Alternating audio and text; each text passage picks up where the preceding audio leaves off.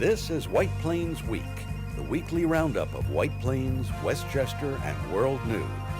With John Bailey, editor and publisher of the daily internet newspaper White Plains Citizen Net Reporter, WPCNR.com. Jim Benneroff, editor and publisher of SuburbanStreet.com and WhitePlains.com. White Plains Week, what's happening, who are the newsmakers, what's in store for the future. The views and opinions expressed on this program are solely those of the participants. White Plains Week is presented on Optimum Cable Channel 76, Verizon Fios Channel 45, and on the internet at whiteplainsweek.com, youtube.com, and wpcommunitymedia.org. Now, White Plains Week. Good evening, Mr. and Mrs. White Plains, Westchester, and the world. Here is the march of headlines for November 27th, 2020. The Supreme Court strikes down Governor Cuomo's restrictions on churches in the name of religious freedom. Transition procedure begins in Washington, D.C. as spikes in COVID infections sweep the nation. Mayor Tom Roach cautions White Plains residents and encourages us to keep staying together while standing apart and limits socializing to immediate family, and thanks citizens for their cooperation. County Executive George Latimer highly concerned on COVID spread in Westchester County after Wednesday afternoon's briefing. White Plains economy off to very sluggish first 4 months, down 14% in sales tax revenue. Westchester economy severely down in October, 3% down through 10 months on a year when they have had the full 1% sales tax increase in effect. Although ahead on the amount of sales tax over last year, they're way behind on what they budgeted. Now, White Plains stands to lose Sears in the Galleria. Crowne Plaza is acquired by Sonesta Hotels, and the Crowne will be renovated. In the election that never ends, Robert Astorino concedes to Peter Harcum in State Senate District 40, while meanwhile, Board of Elections keeps counting and counting and counting absentee votes. Veterans take up effort to encourage hiring veterans. And now to the White Plains Week video newsreel March of Time for November 27, 2020, the day after Thanksgiving. That is the Mayflower ship at a dock in Plymouth, Massachusetts, where 400 years ago the Pilgrims, fleeing religious prosecution by the Cromwell administration in England, fled for a better life, not knowing what was to come, who commemorated the first Thanksgiving in the fall thanks to Squanto, the leader of the Indians who helped them survive. It was Thanksgiving this week, unlike any I have ever known, though. We just had our daughter with us, but my thoughts went back to Thanksgivings of the past in Pleasantville, New York, when my grandmother Gertrude Pinio would carve a huge turkey for our extended family in Pleasantville, where all the sons, wives, grandchildren attendance was mandatory. And warm memories and sadness filled me about not seeing all our extended family, which were eased by a Zoom session with folks in New Jersey, Florida, and North Carolina. Meanwhile, the week of historic front pages marched on.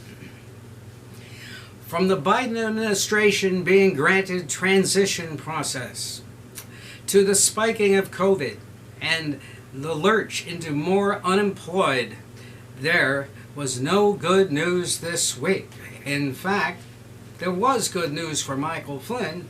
He was pardoned, by President Trump, in the first of many we expect to come.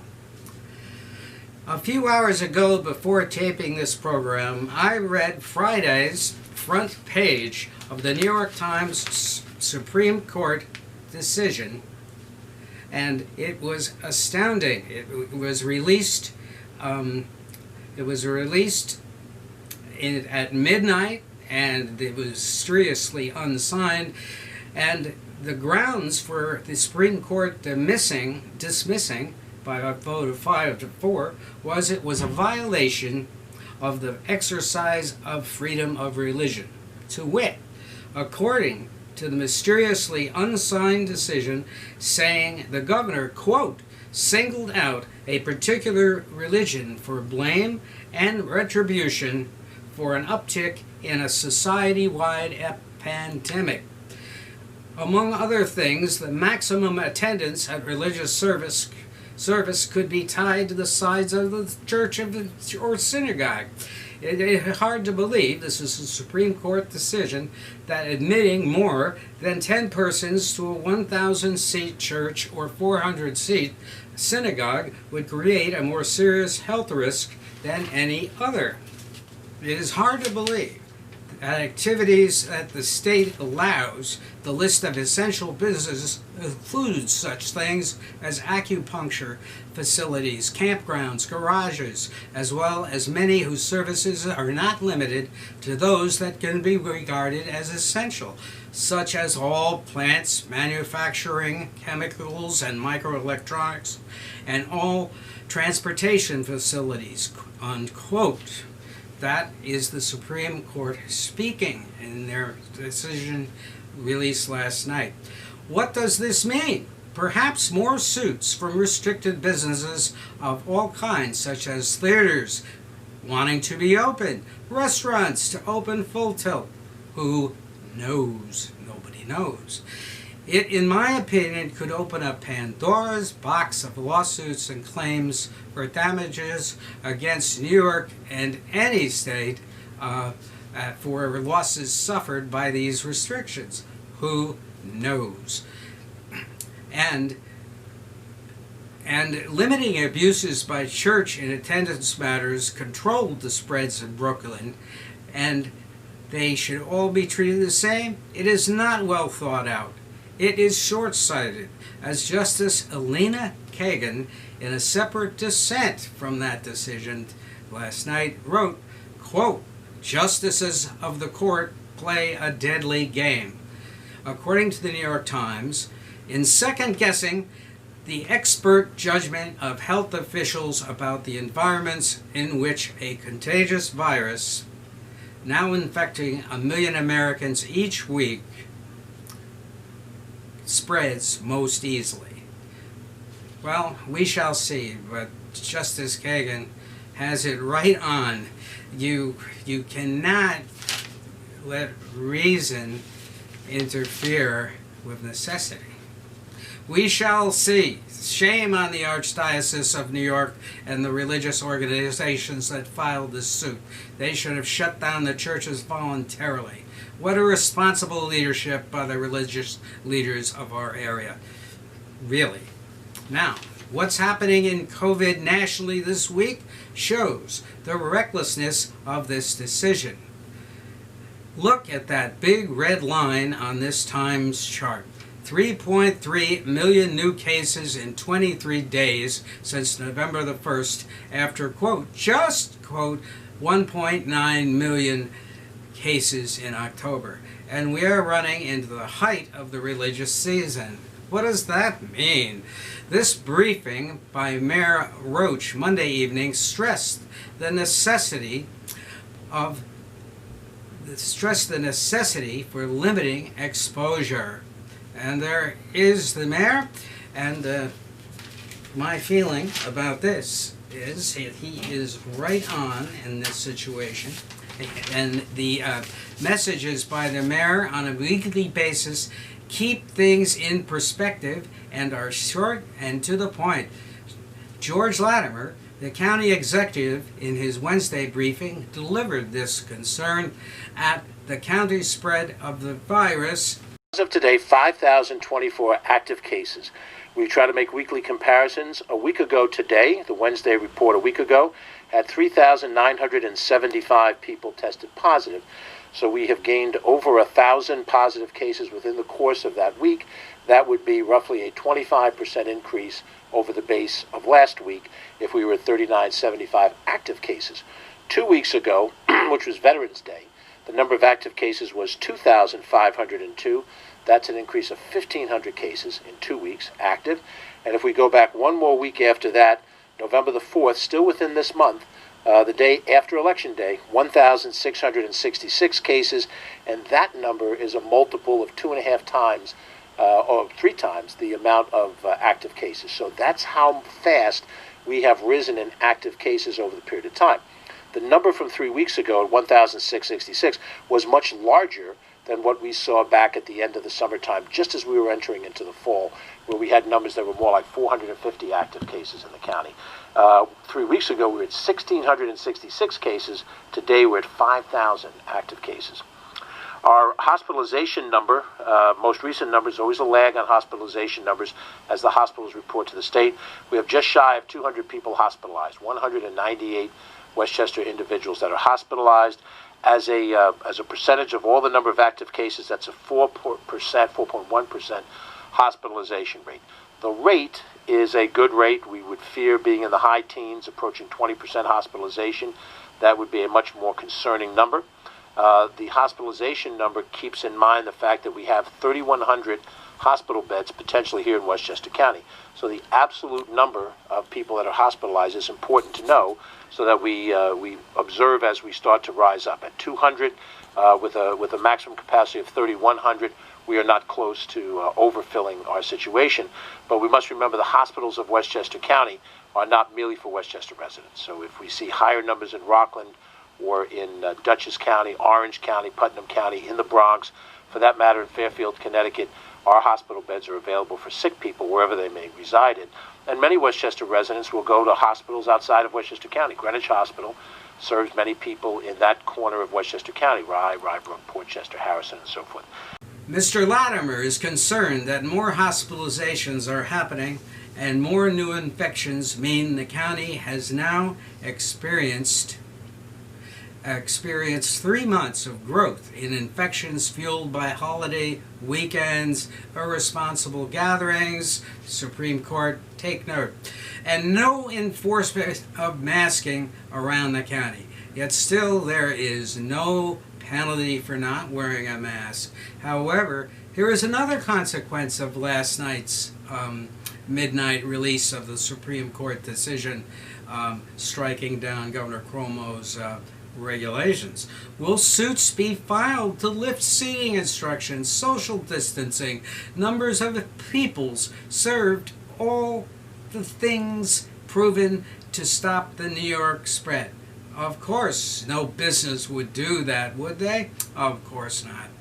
If this pandemic continues or explodes, this irresponsible decision will go right down with the Dred Scott decision as another triumph of sophism over the public good by a short-sighted Supreme Court. Why? Because everyone wants to get back to normal, but the White Plains and Westchester economy is not doing well at all.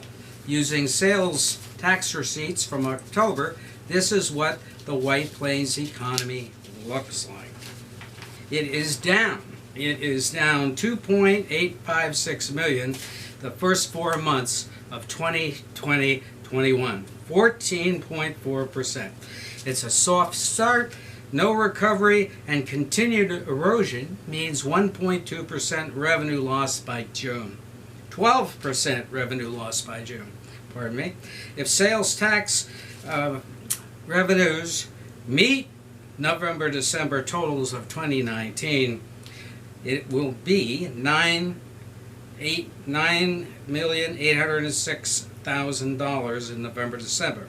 If the city is down 5%, $24.1 million going to the second half, equaling second half of $20 million 757,624 delivers 44.9.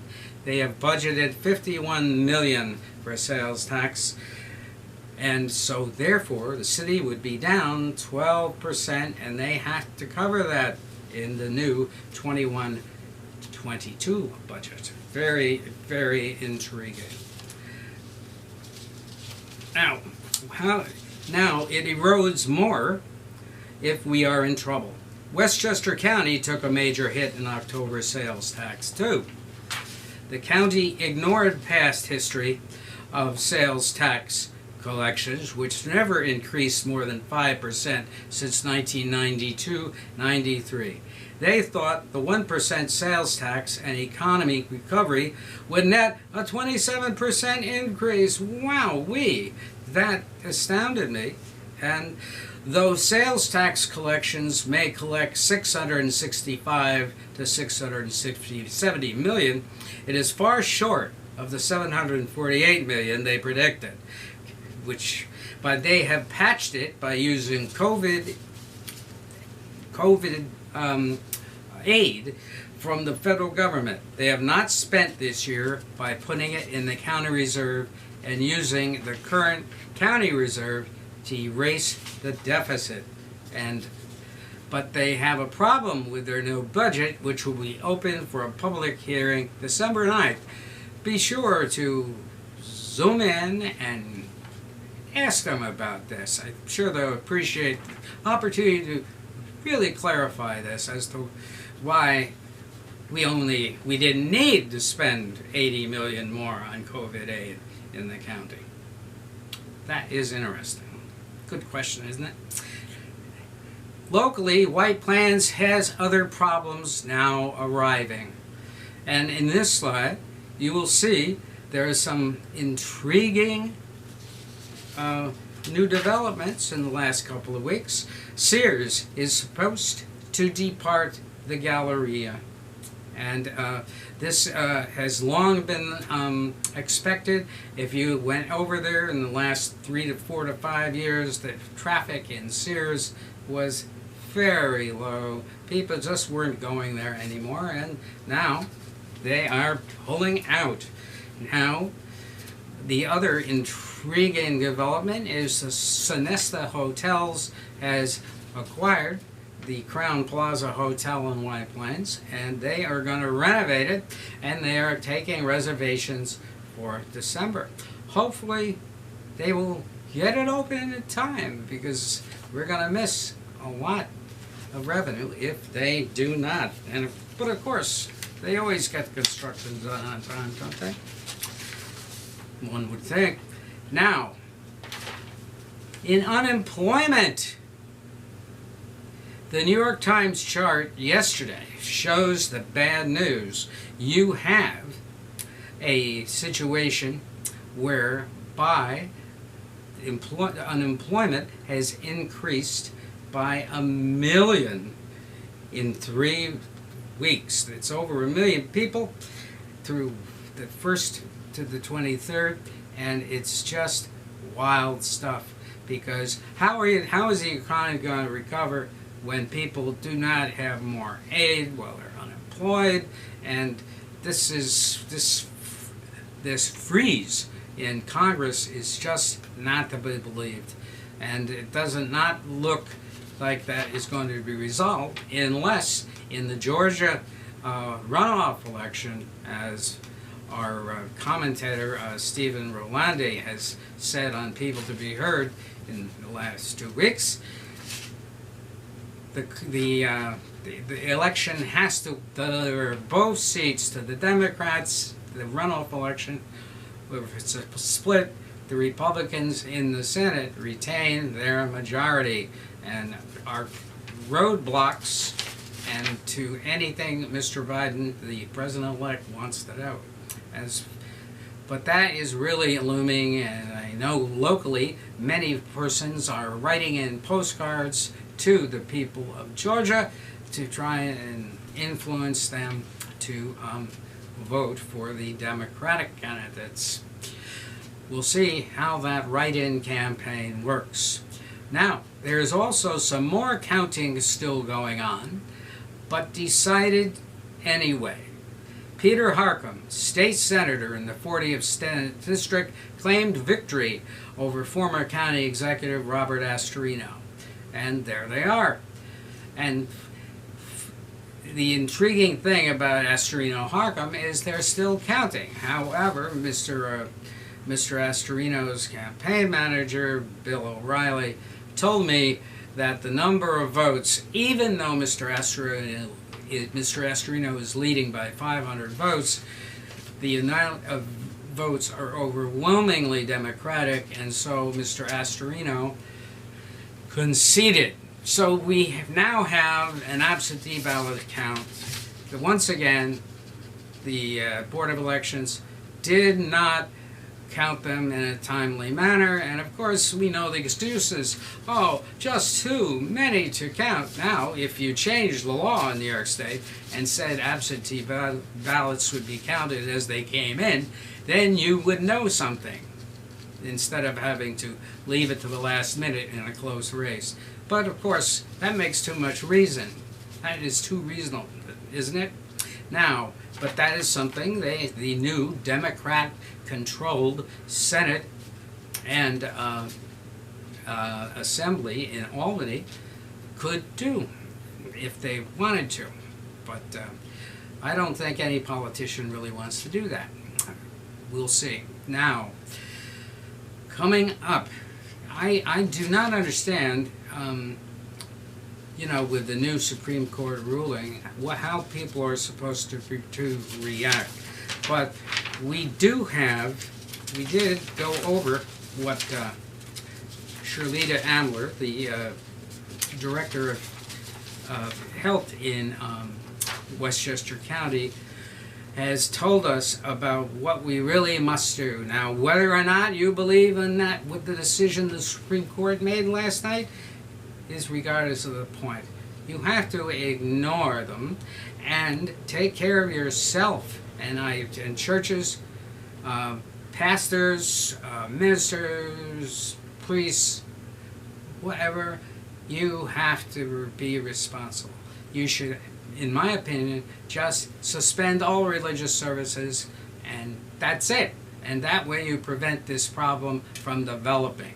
It was irresponsible to hold services anyway when we were going through a pandemic. And that's why the governor put those rules in.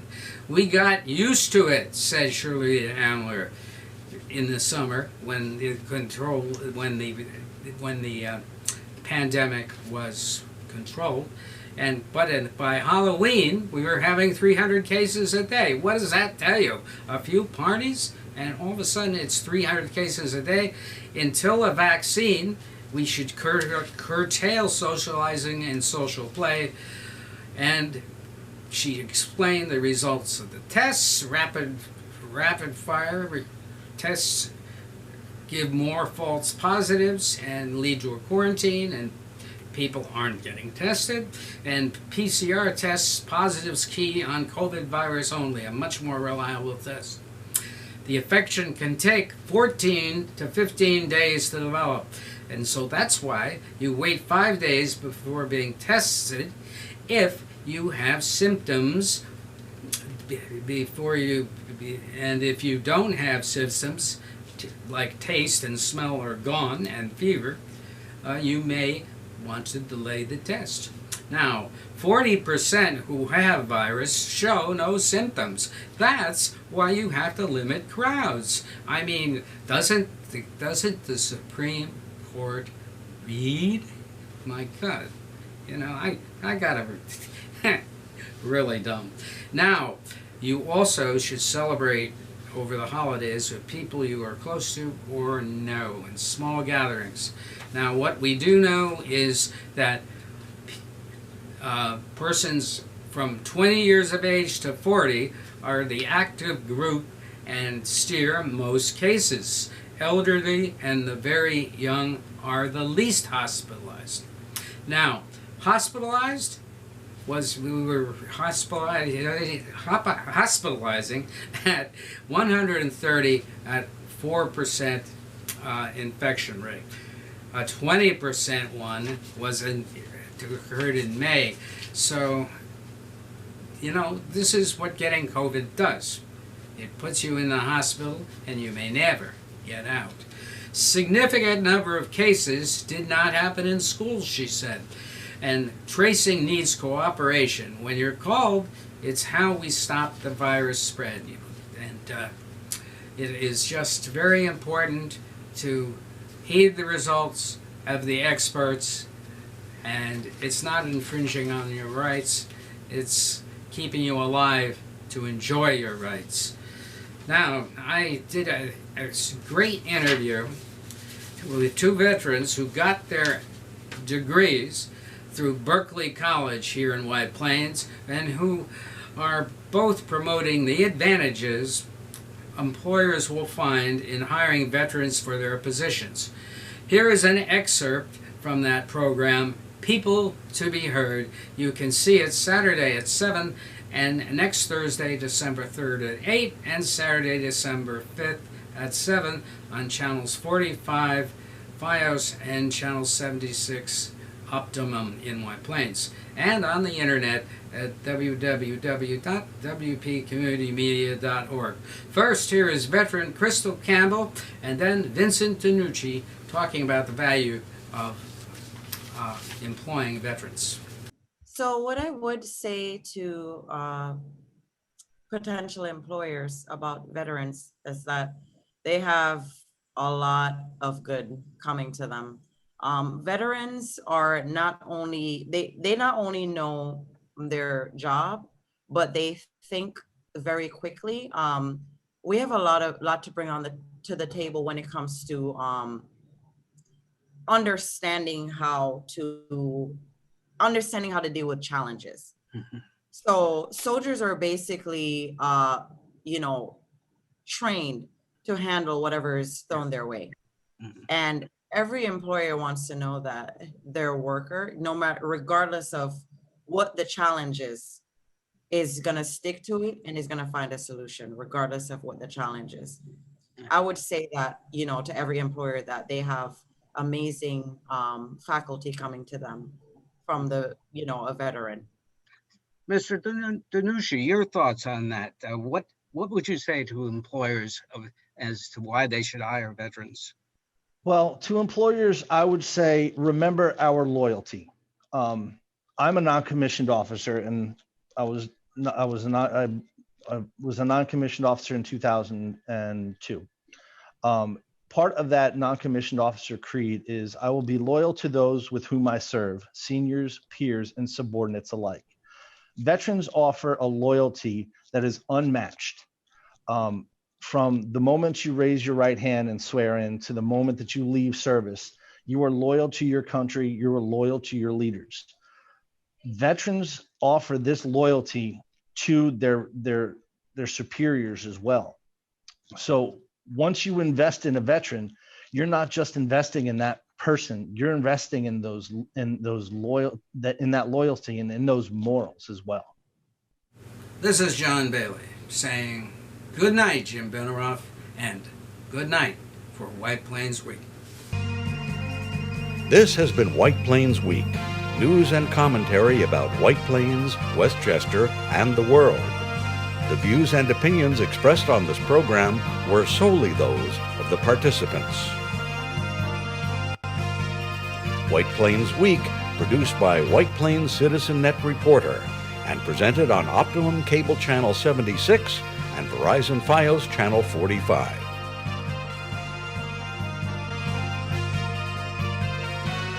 You may view White Plains Week anytime on the internet at whiteplainsweek.com, youtube.com, and wpcommunitymedia.org.